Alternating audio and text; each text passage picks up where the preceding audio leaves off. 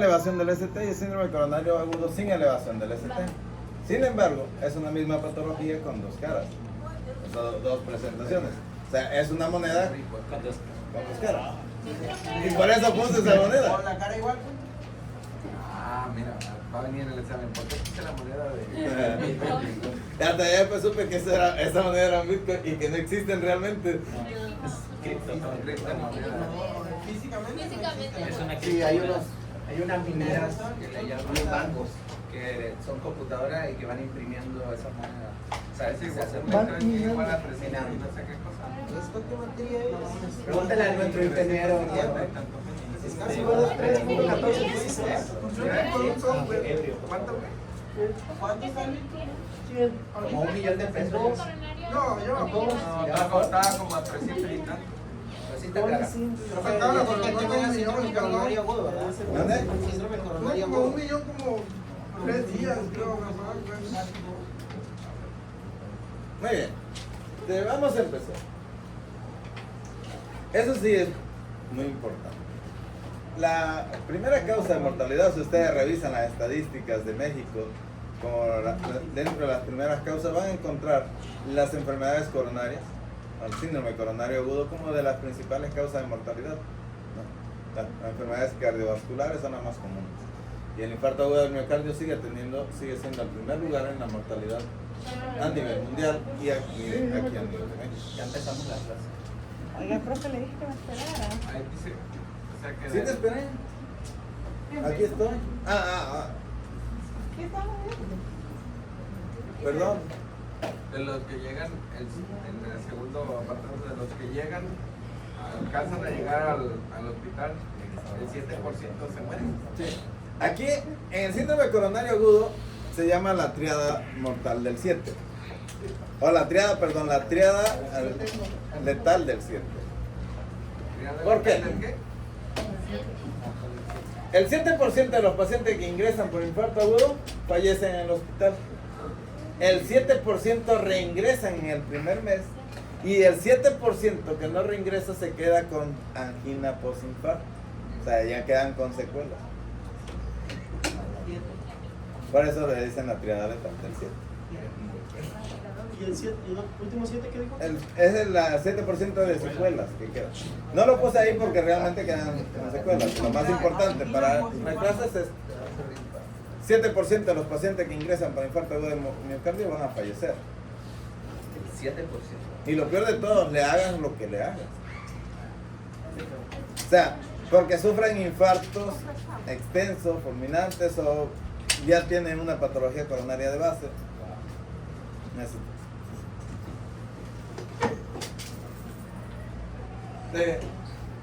El infarto como tal tiene una alta tasa de mortalidad en los primeros meses.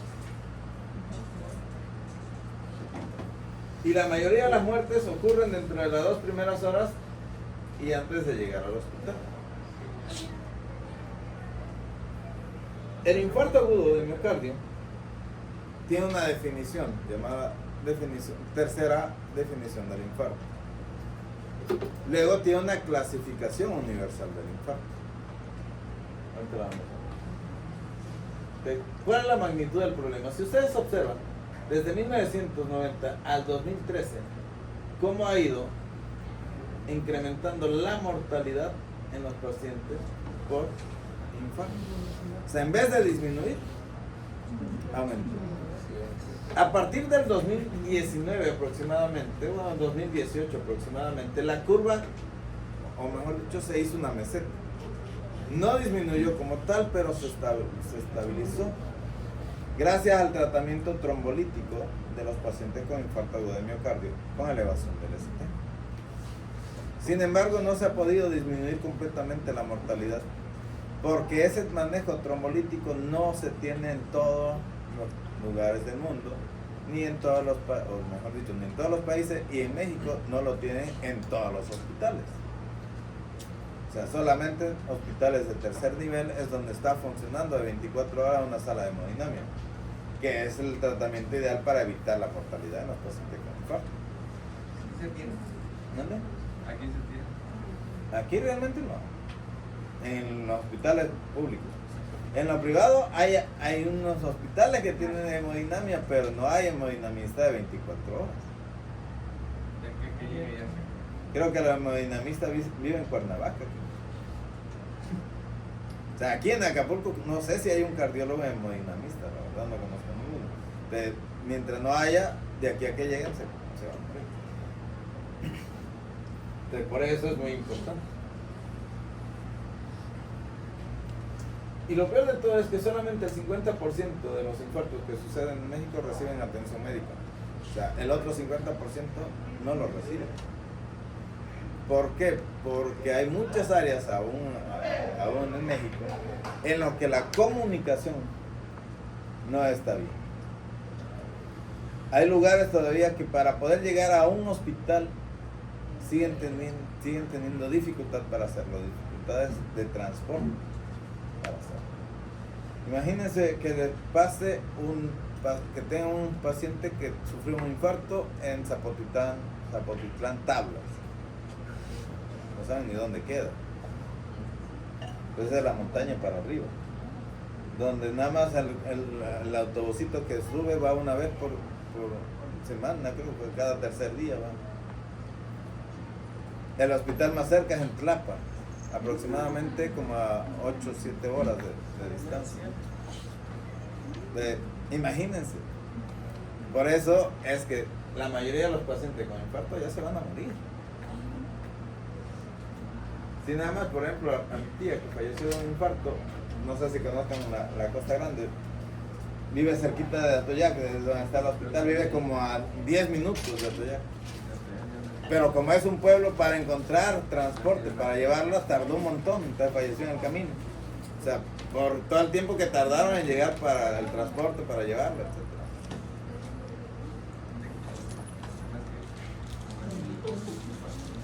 El Renacica, que es Renacica 2, que ya ahorita de hecho está el Renacica 3. En el estudio para ver cuáles son los factores de riesgo con mayor mortalidad. Como pueden ver, primero, ser hombre tiene mayor mortalidad o tiene mayor riesgo de presentar un síndrome coronario agudo sin elevación del ST y un síndrome coronario con elevación del ST. Claro que eso es por el patriarcado, pero eso... Siempre. Siempre el hombre tiene más privilegio. Tiene el privilegio de morirse, ¿no? Decir, ahorita me van a fundar todo, ya sé. ¿Qué es correcto? Sin miedo a la funa, ¿no? Tabaquismo. Como pueden ver, es uno de los factores de riesgo también muy importante para la presencia de síndrome coronario. Luego le sigue aquí la hipertensión, aunque acá el síndrome coronario con elevación del ST es menor que el síndrome coronario sin elevación del ST. La dislipidemia y la diabetes son otro factor de riesgo. El EBC como tal es un factor de riesgo muy bajo. Sin embargo, ¿por qué se pone el EBC? Porque es otra de las caras de la expresión de las enfermedades cardiovasculares. O sea, realmente el EBC, aunque es un problema a nivel del cerebro, lo que se afecta es la vasculatura, es el vaso sanguíneo.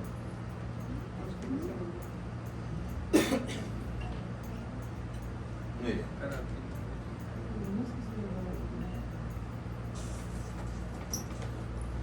Ahora, el síntoma como tal, el dolor, es uno de los más frecuentes en el servicio de urgencia y casi representa el 5 al 8% de todos los pacientes que llegan a urgencia. O sea, el 5 al 8% de los pacientes que llegan a urgencia van a llevar dolor precordial.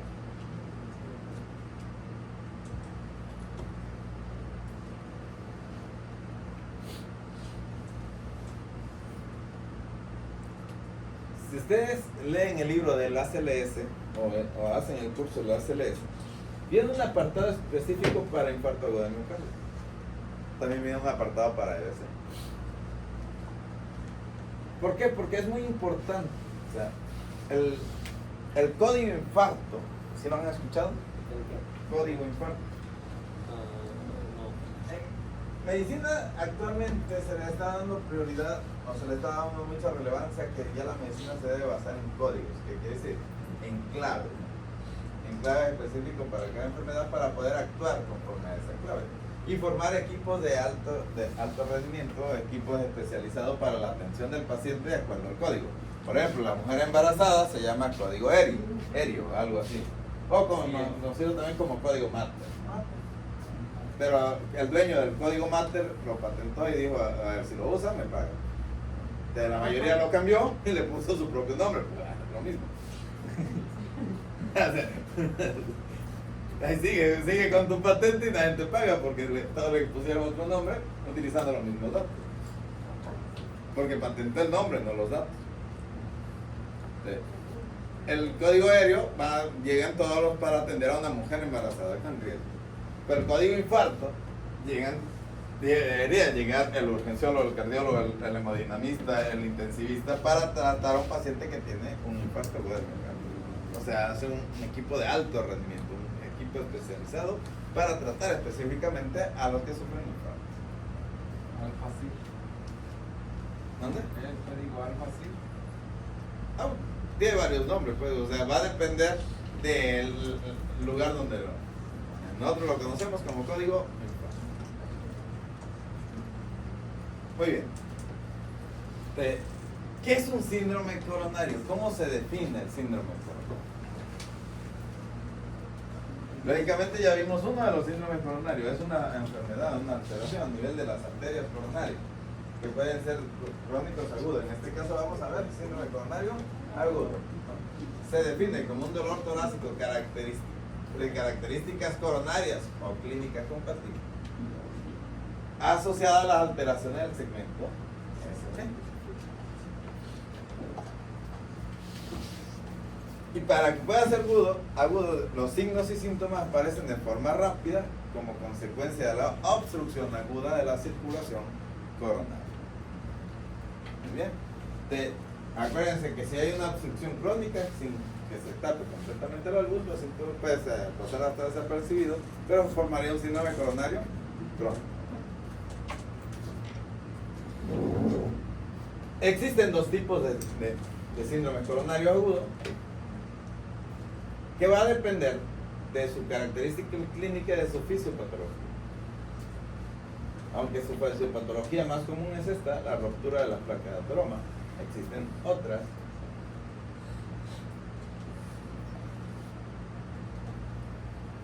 Y esa es la definición de la tercera definición del infarto. Tercera definición del infarto nos dice que infarto agudo de miocardio se define como el daño miocárdico agudo con evidencia clínica de isquemia miocárdica aguda y detección de un aumento o caída de los valores de las troponinas en menos de un valor por encima del límite superior de referencia. Así dice la definición, o sea, textual, así.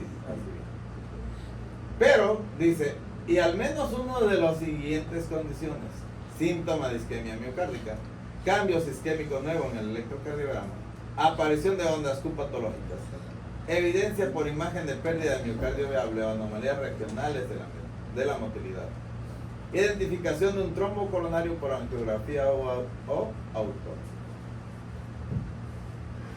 O sea, aparte de esto, uno de estos, para que se pueda considerar infarto agudo de miocardio. Realmente, todo aquel que tenga datos de isquemia miocárdica con elevación de troponina, lo vamos a considerar que tiene un infarto agudo de miocardio hasta no demostrar lo contrario. Ahora, ¿eso es igual a síndrome coronario agudo? No. Ese es infarto. ¿Sí me entiende? Infarto, no síndrome coronario agudo. Estas son la clasificación universal del infarto.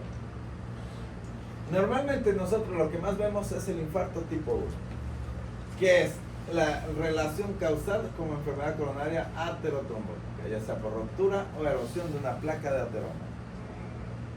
Es el más común, es el que más vemos.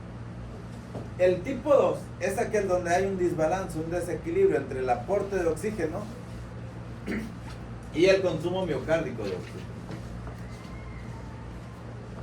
Se puede presentar en los pacientes que tienen hipertensión severa, taquiarritmia sostenida, sepsis, anemia severa.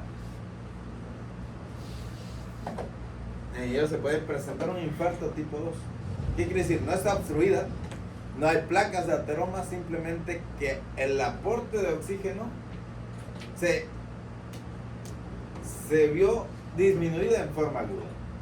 Por ejemplo, en la hipertensión grave, ¿por qué creen que se pueda disminuir el flujo coronario? Y producir un infarto tipo 2. Una dieta le corta el tiempo. Porque al haber mayor resistencia periférica, el gasto cardíaco va a disminuir. Por lo tanto, la cantidad de sangre que va a refluir hacia las arterias coronarias va a ser mucho menor, haciendo que se produzca una disminución en el aporte de oxígeno al propio miocárdico, que va a estar trabajando además para poder solventar esa resistencia periférica. Entonces, infarto. Las taquiarritmias sostenidas, porque no le permiten la relajación al ventrículo para que se pueda llenar o se pueda regresar la sangre hacia las coronarias. ¿Y la sepsis, por qué creen que pasaría?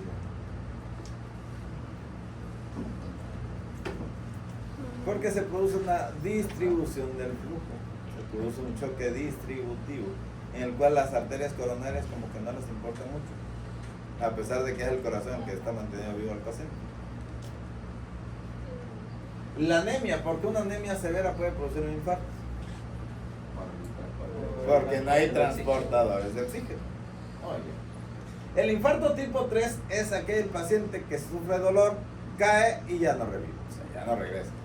Es la muerte súbita por un infarto de miocardio. Tipo 4 y tipo 5 tiene que ver con las intervenciones. Esta con la ISP, la intervención coronaria percutánea, y esta con lo que es la cirugía de revascularización.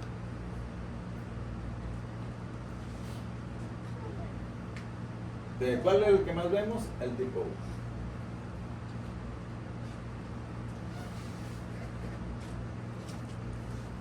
Y ahora sí, ya viene la clasificación del síndrome coronario como tal. Espectro del síndrome coronario. Lógicamente, el paciente va a ingresar por dolor torácico o equivalente anginoso. ¿Cuáles son los equivalentes anginosos?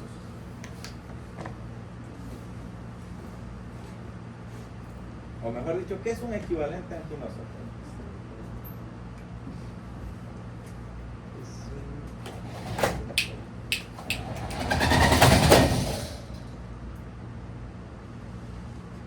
¿Qué le destruye? No, la tapita que va arriba. Ah, ok. Aquí el dolor torácico o equivalente anginoso.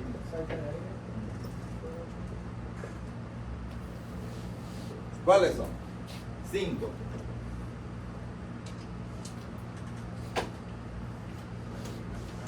Disnea.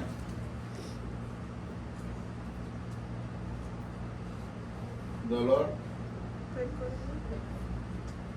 en epigástrico.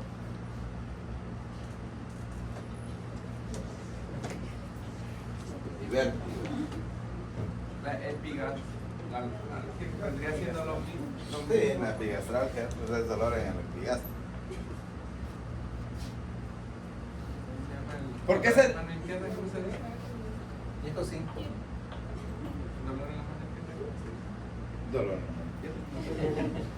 No sé si tenga un nombre, la verdad. Muy bien. Ahí sí te quedo mal, no sé si tengo un nombre, un dolor exclusivo de la mano izquierda. Sé que hay una canción que dice que se me acabó la fuerza, pero creo que es de la mano derecha. No, pues sí era de la mano izquierda, ¿no? Muy bien. ¿Por qué se llaman equivalentes anginosos? ¿Mande? Porque puede presentar exclusivamente eso y ser un infarto, o sea, ser un síndrome coronario agudo. Y no tener dolor, o sea, no tener dolor precordial, para que me entiendan. Así que por eso, todo paciente con síncope estamos obligados a un electrocardiograma. Un paciente con disnea estamos obligados a un electrocardiograma. Un paciente con dolor en el epigastrio estamos obligados a un electrocardiograma. Paciente con vértigo, electrocardiograma. Y ahora vamos a explicar por qué.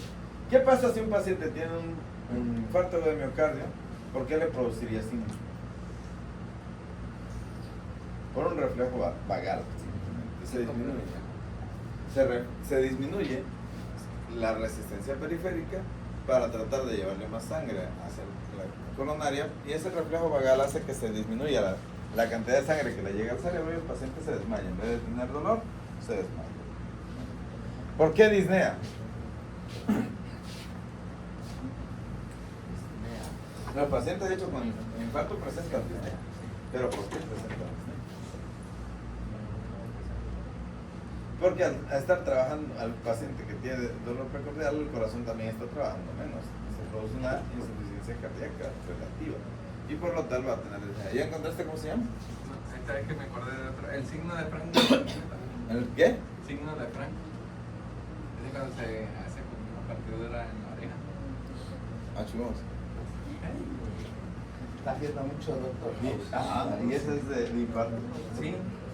Es que ya lo había visto, no me acordaba el nombre, ya lo había visto en TikTok. Lo vi en TikTok y me llamó la atención. Y que es comúnmente cuando hay una enfermedad, una angina de pecho, en este caso, cuando se eventó un infarto o un. Hasta ahorita ninguna literatura que he leído lo mismo. O sea, no quiere decir que no exista, ¿no? Yo no lo he leído en ninguna parte de la literatura, ni lo he visto. Y he visto Peligroso. cientos de pacientes con infarto. Peligro. Muy bien. Dolor en epigastrio porque la cara inferior del corazón está muy pegada al diafragma. Entonces se hace un dolor irradiado hacia epigastrio. Y el vértigo, ¿por qué van a presentar vértigo los pacientes? Por el incremento de la presión arterial. Por incremento de la resistencia. Sin incremento de la presión. Entonces son equivalentes anginosos.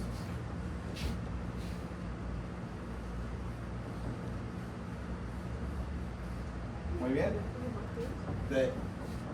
Ante la presencia de dolor precordial o un equivalente anginoso, estamos obligados a tomar un electrocardiograma. El simple dolor precordial, o sea, el simple dolor precordial de tipo anginoso, acuérdense, de tipo anginoso. Con eso ya tengo el diagnóstico. Si fue de inicio súbito, tengo el diagnóstico de síndrome coronario agudo. ¿Ok? ¿Para qué me sirve el electro? Para diferenciar en los dos tipos de síndrome coronario agudo. Existen dos. Síndrome coronario agudo con elevación persistente del ST y síndrome coronario agudo sin elevación persistente del ST. ¿Ok? Síndrome coronario con elevación del ST, del segmento ST. ¿Ok? Y este lógicamente sin elevación persistente del ST. ¿Se refiere eso de más de 20 minutos? ¿Dónde? Eso de más de 20 minutos, mayor a 20. Del dolor. Ok. Mayor de 20 minutos normalmente se van a presentar en los que tienen síndrome coronario agudo con elevación del ST. El dolor precordial normalmente dura menos de 20 minutos en los que tienen un síndrome coronario sin elevación del ST. Aunque ahí lo pone, realmente no es exactamente así, porque el dolor precordial puede durar mucho tiempo. ¿Cómo voy a hacer el diagnóstico diferencial? Realmente necesito esto. Cuando hay cambio del ST, o sea, si ustedes encuentran un electrocardiograma que se encuentre así, ya tenemos una elevación del ST, ¿de acuerdo? Ya tengo una elevación del ST. Ya tengo el diagnóstico entonces de un síndrome coronario agudo con elevación del ST. Existen 3 criterios para diagnóstico clínico de infarto, que llegamos hasta acá, que son clínica, que es dolor, electrocardiograma y biomarcadores. La literatura dice que 2 de 3 es infarto. Pero solo cuando tenemos elevación del ST, porque para allá, para el otro, eso no aplica. ¿Ok? ¿Por qué digo 2 de 3? Porque supongamos que ustedes tienen un paciente que le llega por dolor precordial, le toman el electro y tiene elevación del ST en 2 derivaciones contiguas que ven la misma cara. Así lo dice la definición. Y ahorita vamos a ver qué son 2 derivaciones contiguas que ven la misma cara. Muy bien. Ya tengo el diagnóstico, ya tengo 2 de 3. Si yo le pidiera biomarcador y me salieran elevados, ya tengo el diagnóstico de infarto, pero no lo requiero. Pero ya se murió. Sí, exacto. Pero no lo requiero para el tratamiento. En ese momento que tengo dolor y esto, me voy a hago el diagnóstico de infarto, ya no de síndrome, sino de infarto agudo del miocardio con elevación del ST, y le hago el tratamiento de reperfusión inmediata. En ese momento. ¿Cuál es el tratamiento de reperfusión? Ya sea por trombólisis o por cateterismo. Muy bien. Solo y exclusivamente para cuando tengo una elevación del ST. ¿Y la bioquímica? ¿Mande? ¿Qué papel jugaría ahí la bioquímica? ¿En este? Ajá. Ninguna. Porque el tiempo es músculo. Aquí no me tengo que esperar para los biomarcadores, porque mi paciente necesita reperfusión inmediata con elevación del ST. Si tú tienes troponinas para hacérselo en forma inmediata y que te va a dar el resultado ahí rápido, te lo haces. Si lo vas a tener en menos de 10 minutos. Se lo haces y ya confirma mejor. Pero si tú dices, no, me va a tardar porque de aquí que le tomen la muestra, lo lleven al laboratorio y me lo reporte el laboratorio, tengo dolor y elevación, tratamiento de reperfusión inmediata. ¿Ok? En cambio, si no hay elevación del ST, si no hay ningún cambio electrocardiográfico de elevación del ST, aunque haya otros cambios, pues sí voy a necesitar el biomarcador, voy a necesitar esto. ¿Por qué? Porque vamos a tener electrocardiograma normal o indeterminado. Que yo tengo un paciente que me llega con un electrocardiograma que está así. Normal. Pero tiene dolor precordial. Fue de inicio súbito. Se acompañó de disnea, diaforesis. Pero el electro está así. ¿Qué debo entonces tener? Las troponinas. Si las troponinas están elevadas, entonces ya me voy para acá. Y entonces ya digo que tengo un infarto agudo sin elevación del ST. ¿Es igual que este? Sí, es igual de grave, pero el tratamiento desafortunadamente no es el mismo. No le hago tratamiento de reperfusión inmediata a menos que haya criterios para hacerlo. Esto lo vamos a ver. Si las troponinas no están elevadas, que estén normales, entonces me quedo con el diagnóstico de angina inestable. Y ahora voy a decidir si lo trato en el hospital o lo mando a su casa, dependiendo del riesgo. Grace.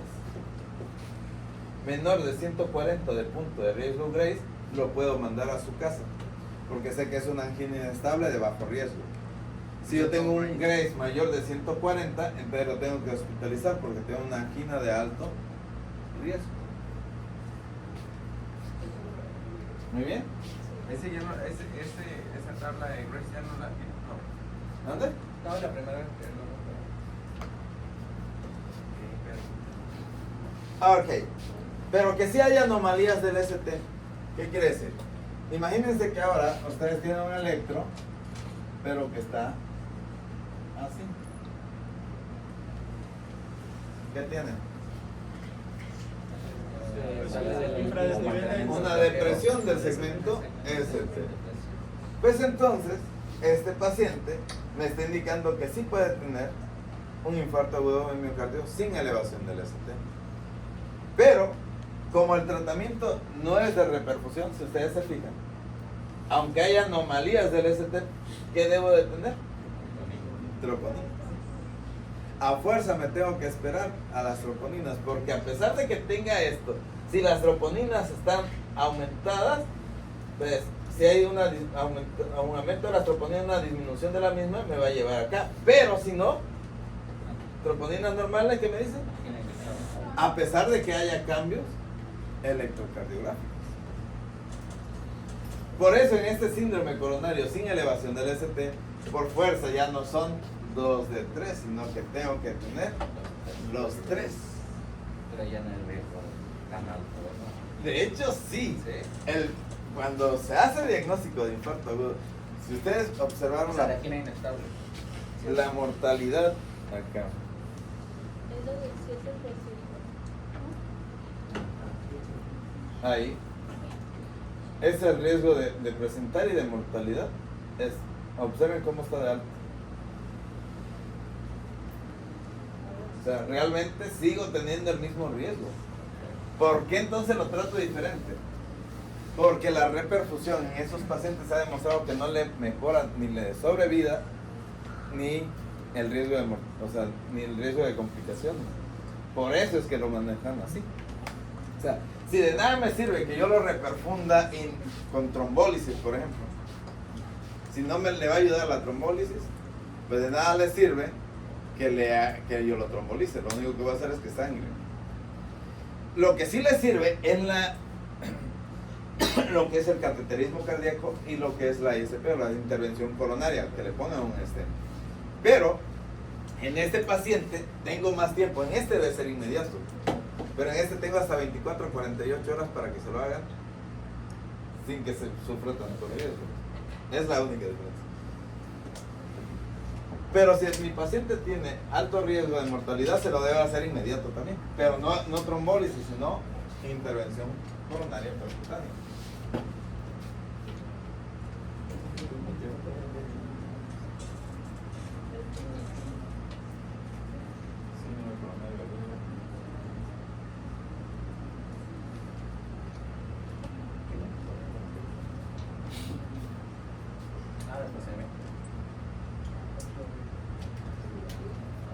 No vino el día.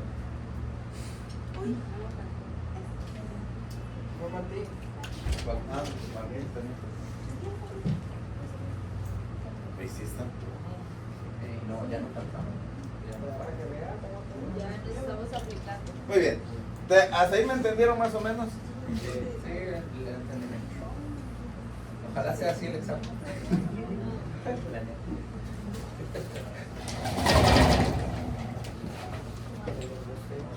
Es exactamente lo mismo, ¿no? Porque esta es la de 2021. Y eso es para los que no saben español lo pueden entender, porque acuérdense que hay que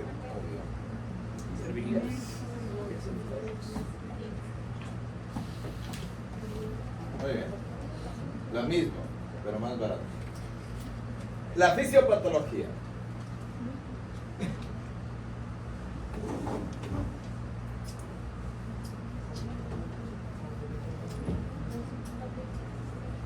Como pueden ver, en el síndrome coronario agudo sigue siendo muy importante lo que son las placas de ateroma, la inestabilidad de la placa de ateroma con ruptura o formación de un trombo.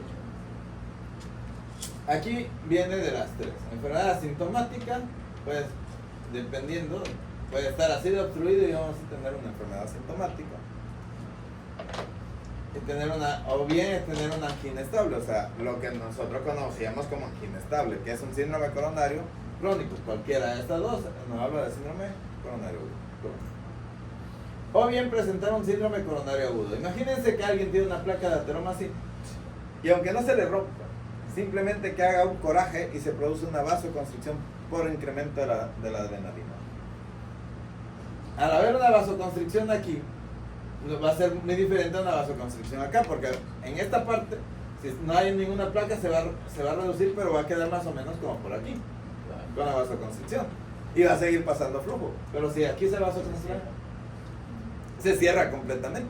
Y esa vasoconstricción, si perdura por un buen rato, más de 20 minutos o 20 minutos, va a producir un síndrome coronario agudo.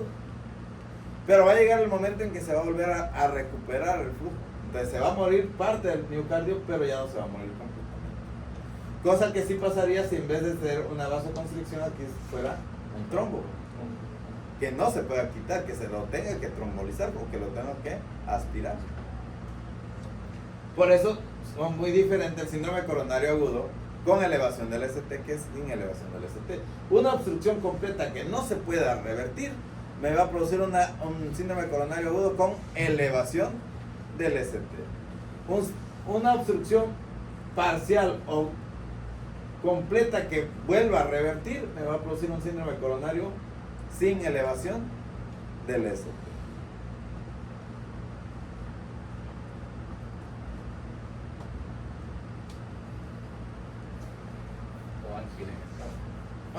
Es que el síndrome coronario agudo sin elevación abarca dos: el infarto sin elevación y la angina inestable. Muy bien. Y bueno, aquí tenemos entonces, cuando hay una obstrucción, la oferta de oxígeno va a ser menor a la demanda de oxígeno. Y aquí van viendo.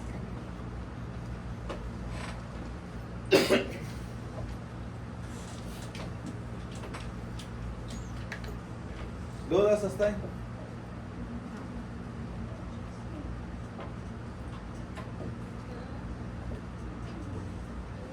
Y ahí está la diferencia entre una y otra. Dime.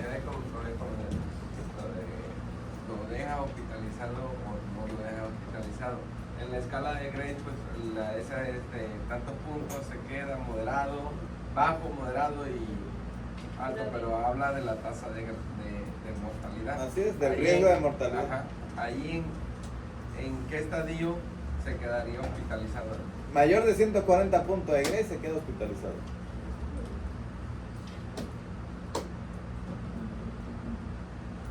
Menor de 140 hay que ver otros factores, lógicamente. Y eso estamos hablando de angina inestable nada más. Ajá. Porque si es infarto se quedan todos. No, me refería a lo que es la angina. La angina, sí. Angina, si tú tienes un riesgo de Grace menor de 140, tu paciente es relativamente joven, está controlada su presión arterial y puedes controlar lo que son la glicemia, lo puedes dar de alta.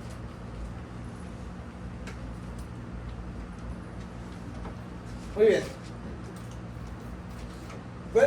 ¿Pueden apreciar por qué dice acá completa y por qué dice acá parcial?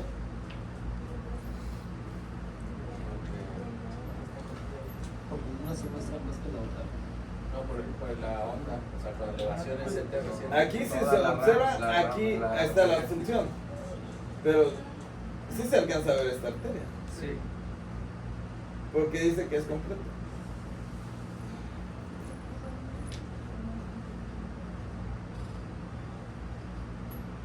Pero con respecto a la imagen o al Sí, al electro. Aquí pueden ver una obstrucción, se llama un estrechamiento. Sí. Pero observen cómo se ve el flujo completo hacia acá. En cambio aquí el contraste no alcanza a pasar a todas, no alcanza a rellenar la arteria completa. Y acá se pierden los demás vasos sanguíneos. Entonces, por eso dice que es una obstrucción completa. ¿De qué me va a producir una obstrucción completa? Una elevación del ST. Una obstrucción parcial, un síndrome coronario sin elevación del ST, que puede ser una infradesnivel o una onda T negativa. Y aquí es donde le voy a mostrar lo que le decía, cómo se ve la característica de un infarto en el electro. ¿Vale? Antes de pasar más allá. Tenemos tres tipos de de cuestiones fisiopatológicas en las coronarias. La isquemia, la lesión y el infarto. Son tres cosas muy diferentes. Antes de que pase esto, pues no, en los hospitales de aquí no contamos con todo eso. ¿Qué haríamos o cómo manejaríamos ese cuadro con el material que se cuenta, por ejemplo, dentro del hospital donde usted trabaja? ¿En qué cuadro? En infarto Con elevación del ST. Ajá. Se trombolizan. No es nuestro, De ahí se envían, lógicamente, a tercer nivel para hacer el cateterismo. Pero primero se tromboliza. Ahorita vamos a ver más adelante. Y muy importante, vamos a tener tres aspectos fisiopatológicos de las enfermedades de la coronaria. Isquemia, lesión y necrosis. ¿Qué es una isquemia? Una disminución de la perfusión. Muy bien, una disminución del flujo sanguíneo sin que se muera la célula. ¿Dónde se ve la isquemia en el electro? En las ondas T. Muy bien. ¿Qué es la lesión? Es cuando ya esa isquemia está dañando la función de la célula. ¿Ok? Hay una disfunción celular y esa se ve en el segmento ST. ¿Y qué es la necrosis? muerte. Ya la muerte de la célula, y eso se ve en la onda Q. Muy bien. Tenemos el músculo cardíaco en esta parte y tenemos abajo el endocardio y acá el epicardio. Muy bien. Podemos tener una lesión en esta parte del músculo, se llama subendocardio.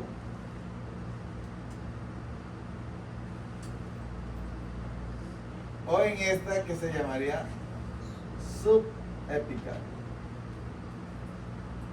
Una que significaría por arriba y otra que significaría por debajo de él. Lo curioso es que se escribe igual. Ahora, ¿cómo lo vamos a ver?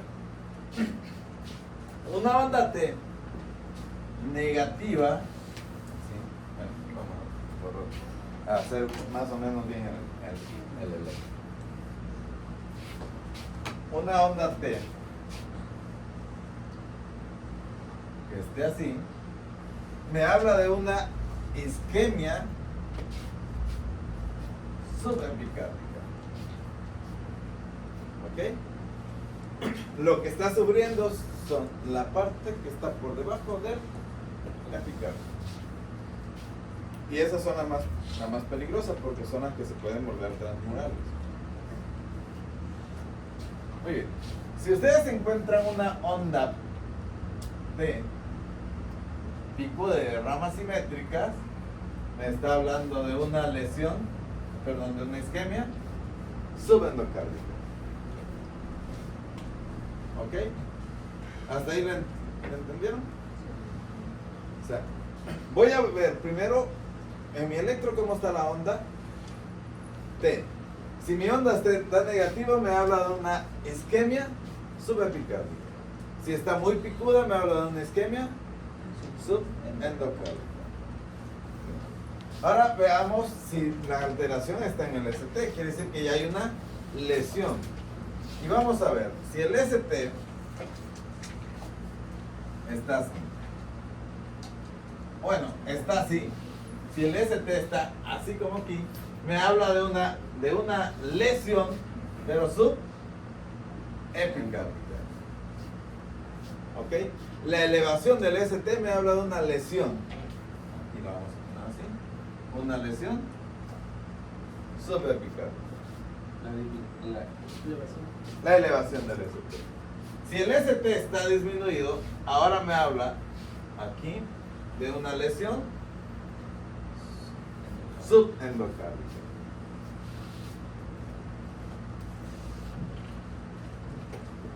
¿Lo entendieron o no? O sea, hablemos ahora del segmento ST. Acuérdense, onda T, isquemia. Onda, el segmento ST, lesión. Lesión, que me está diciendo que ya la célula está dañando, ya está, no está trabajando bien por esa falta de sangre. Y si ustedes observan, si son observadores, el síndrome coronario agudo lo voy a clasificar en base a la lesión, no a la necrosis. A pesar de que le llame infarto, que sería necrosis, la estoy manejando en base a la lesión. ¿Por qué en base a la lesión? Porque me interesa ver si es una lesión subepicárdica o una lesión subendocárdica. Porque la célula aún está viva y aún cuando yo la reperfunda, cuando yo le abra y ya le llegue sangre, esa célula no se va a morir y no me va a llegar a la necrosis. Si no me llega a la necrosis, ese paciente va a tener menos daño a nivel miocárdico y no va a ser insuficiencia cardíaca ni angina postinfarto, etc. ¿Así me van entendiendo? Por eso es importante tratarla cuando está en este nivel de compromiso miocárdico. Cuando aún, claro, sería lo ideal sería tratarlo aquí. Pero aún ahí no sé si lo debo de reperfundir o no. Y es en la etapa hiperaguda del dolor, cuando empieza, es cuando va a hacer esos cambios. Ustedes, imagínense que ustedes están platicando con, no sé, con alguien en un restaurante y me está doliendo el pecho, ustedes rápidamente abren su bolso, sacan el electro, en ese momento sí van a tener esos cambios. Porque se producen en los primeros minutos. Si usted ya pasó más de 20 minutos, ya no va a tener ese cambio, va a tener estos cambios. Ya no va a tener la isquemia, ya va a tener la lesión, porque esa ya le está dañando a la célula. Si ustedes esperan, por ejemplo, más de 12 horas, más de 8 horas, pues ya no van a tener eso, sino que van a tener ondas Q. Y ahora, esta onda que está aquí es una onda Q. Me está diciendo que ya esa célula ya finish, ya se murió. Entonces, si yo encuentro un paciente que tenga ondas Q patológicas, aunque siga teniendo aquí, claro, sí lo trombolizaría porque sigue teniendo isquemia, pero la repercusión sería menor a que si lo encuentro en así, sin la onda Q. Si lo encuentro ahí, sería lo ideal, porque aún no hay ondas Q patológicas, aún no está muerta ninguna célula del miocardio. Sería lo ideal tratarlo ahí. La onda Q va a ir creciendo conforme vaya avanzando la muerte de la célula. Entre más células muertas, más. Muchas veces ya cuando el paciente se le recupera esto, ya vuelve a lo normal, porque ya está, nada más quedan así a veces. ¿Qué quiere decir? Que ya la cara la parte de ese tejido ya está muerta. Y tiene una onda. No trae un libro ahí de hacer. Ahorita viene. Sí. Nada más quería explicárselo antes para que lo puedan entender.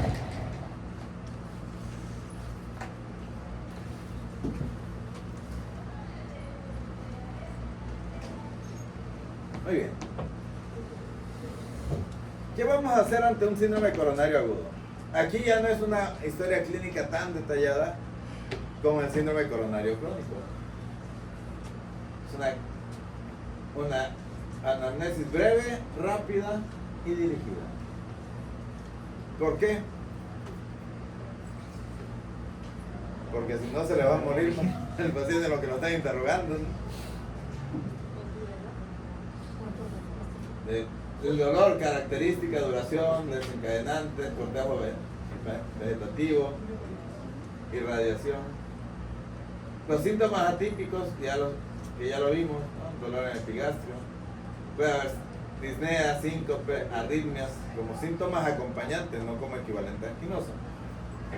Y los antecedentes de importancia, lógicamente, como vimos en el estudio, esos antecedentes son importantes. Y este también produce vasoespasmo generalizado de las arterias coronarias, la cocaína. La mezcla Viagra y cocaína. Para que no consuma. ¿Dudas hasta ahí, no? Avanzamos. Y esta es la característica del dolor. Ya la vimos cuando en primer parcial, ¿sí o no? Muy bien.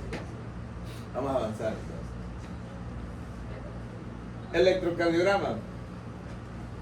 Realizar en los primeros 10 minutos.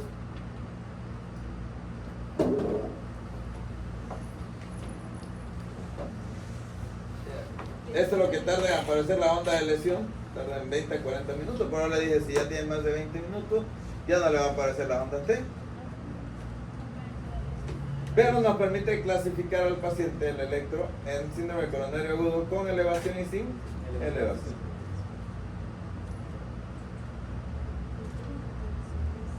Y ahí está.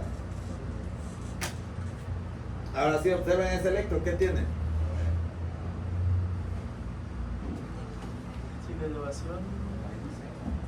No, sí, pero ¿qué tiene? Ya sé que ahí dice sin elevación del ST. No pero... lo habían leído. De 1, de 2, de 3. Muy bien, depresión del segmento ST mayor de 1 milivolt en dos o más derivaciones contiguas. Esa es la definición para que yo pueda decir que tiene un síndrome coronario agudo sin elevación del ST cuando hay una depresión del segmento ST. Para que la depresión sea sugestiva de lesión, debe ser mayor de 1 milivolt, o sea, mayor de un cuadrito pequeñito. ¿Dónde está la depresión aquí? ¿De 1? Aquí hay, no, ¿verdad? ¿B2? ¿B3? De 5, de 6. ¿B5? Y B6. ¿Dónde es mayor la depresión? Muy bien. De todas estas caras, todas esas derivaciones están comprometidas. Me está diciendo que hay una lesión de qué tipo, subepicárdica, subendocárdica. Muy bien. Subendocárdica. La subepicárdica es hacia arriba. Perfecto. ¿Qué otra cosa podemos tener? Inversión de la onda T en dos o más derivaciones consecutivas. ¿Dónde están? ¿Qué derivaciones son donde hay depresión del ST? Digo, de ondas T negativas. En el 1, 2. en el 2. No, ahorita de 4, 1. 5, A, B, 6. De 1.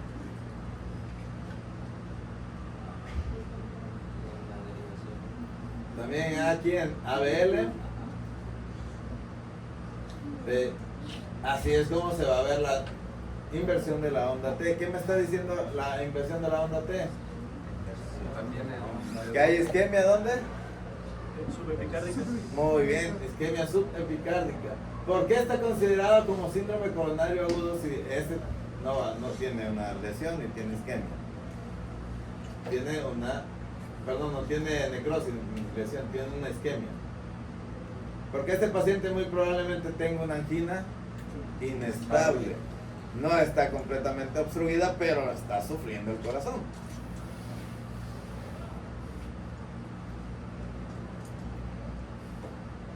¿Qué quiere decir alteración dinámica del segmento ST, onda T con dolor? Que puede variar, o sea que yo puedo tener un desnivel positivo del ST, o sea un supradesnivel, que se calma, se quita en el siguiente electro y vuelve a tener una depresión, vuelve a lo normal. Son cambios dinámicos, no es permanente.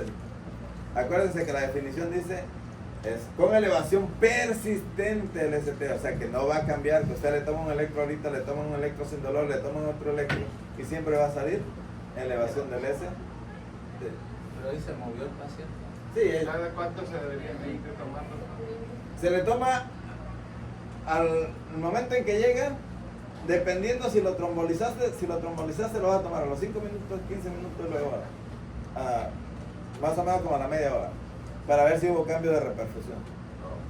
Si no tiene infarto agudo de miocardio, se lo puedes tomar conforme tú consideres, hasta cada 2 horas, cada 4 horas. ¿Cómo es la trombólisis percutánea? Es atravesar la piel. la trombólisis, intervención coronaria percutánea. Ahorita la vas a ver. No te preocupes. Ahora, ¿cómo se considera la elevación del ST? Y ese criterio se lo van a tener que aprender de memoria. Miren, estos criterios son para elevación del ST. Y aquí hay un problema, tiene que ver con el sexo y con la edad. Pero solamente en las derivaciones B2 y OB3. ¿Qué nos dice? Si es menor de 40 años, hombre, la elevación en esas dos derivaciones debería de ser mayor de 2.5 milímetros. O sea, de 2 cuadritos y más de 2 cuadritos y medio. En esas dos. Exclusivamente en esas dos. No sé si me entienden. Si es mayor de 40 años, la elevación para que sea significativa debe ser solamente mayor de 2 milivolts. Y si es mujer, mayor de 1.5 milivolts. En cualquier otra derivación, con que sea mayor de 1, ya se considera elevación del ST. ¿Se lo aprendieron de memoria? Ahora deben de aprenderse eso. Debe estar presente al menos 2 derivaciones contiguas. Y debe estar con una calibración estándar el electro. O sea, ¿Qué significa que sean derivaciones contiguas? O sea, que vayan seguidas. excelente. No. Ahí te van. Esas derivaciones contiguas.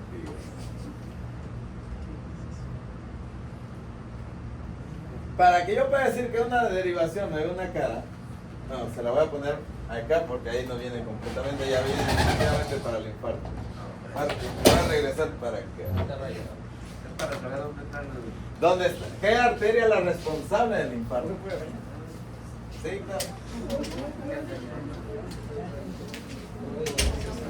Me intrigó el signo que tú dices, lo voy a investigar.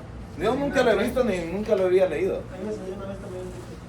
Que es como un doblez. Aquí como que se le hace un... Digo, nunca lo he leído, la verdad, en ningún libro de cardio lo había leído, ni lo he visto nunca, pero está interesante. Pero es como que se desforma, o sea, si lo tienes es como que tiene mayor riesgo, ¿no? o lo vieron. Muy bien. Vamos a ver, derivaciones B1 y B2. Me ve la cara septal del ventrículo. Cara septal, ¿ok? B3 y B4. Me ve la cara libre o cara anterior del ventrículo izquierdo. Estas dos están dadas por la arteria coronaria descendente anterior. Muy bien. Luego, B5 y B6, cara lateral baja. D1 y ABL, cara lateral alta. Y estas están dadas por la circunfleja.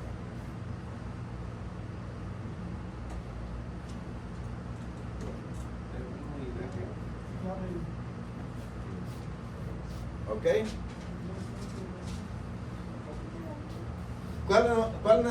¿Cuáles faltan? D1, perdón, D2, D3 ya dijo, D2 y ABS. ¿Ah? D2 y ABS. Y esta nos da la cara inferior o diafragmática. Y nos habla de la coronaria derecha.